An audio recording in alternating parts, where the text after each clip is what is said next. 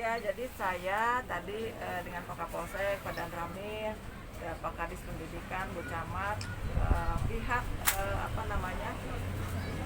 yang menyampaikan sebagai ahli waris tanah ini, kita sudah berdiskusi mencari solusi ya. Karena kan dari pihak Pak Haji Abu dengan keluarga menyampaikan bahwa mereka punya surat-surat bahwa mereka yang punya hak dari SPPT punya hak tanah ini.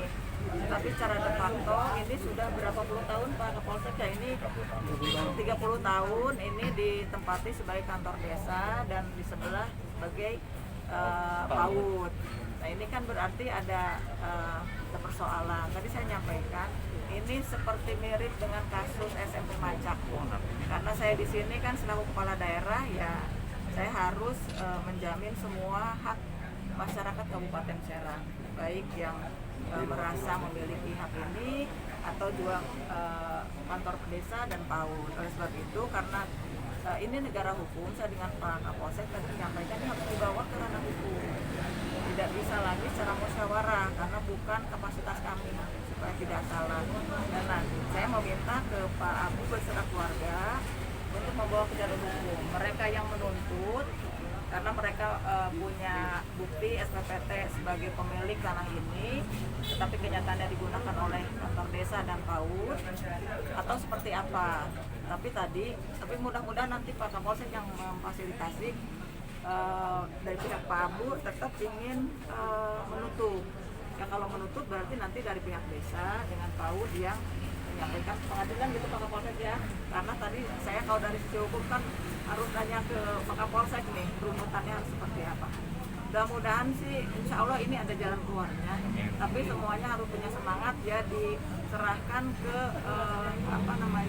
yang berhak menangani ya, karena kita negara hukum, kita serahkan secara hukum, putusannya apa semua harus tunduk gitu. Kalau nanti ditutup proses Harus mencarikan tempat.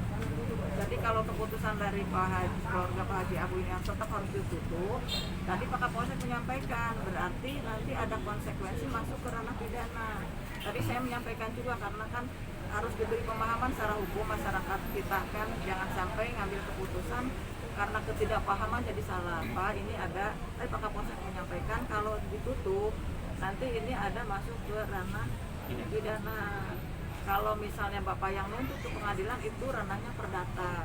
Nah sekarang kami sedang memberi waktu ke Pak Haji Abu beserta keluarga untuk memutuskan mereka yang menuntut itu masuk ke ranah perdata atau mereka tetap ingin menyegel tapi nanti muncul malah persoalan pidana gitu ya.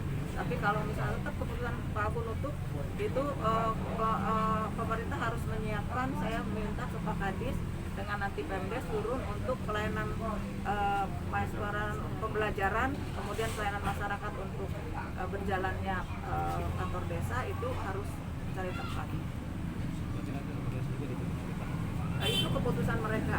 Jadi kami sih meminta keluarga Pak Abu beserta keluarga menuntut langsung.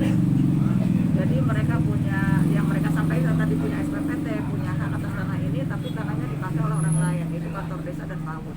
Kami sih menyarankan dengan Pak Kapolsek itu, jalur itu, jadi jalur perdata maksudnya. Tapi tadi kalau keputusan mereka lain, tadi tetap ingin menutup dua-duanya, ya tadi jadi konsekuensi masuk ke ranah pidana, jadi muncul informasi tadi paparan dari Pak Kapolsek. Tadi Pak Kapolsek detail menyampaikan karena tadi pemahaman untuk masyarakat bisa paham hukum itu harus disampaikan ya Pak Kapolsek ya, dan tadi sudah disampaikan detail oleh Pak Kapolsek.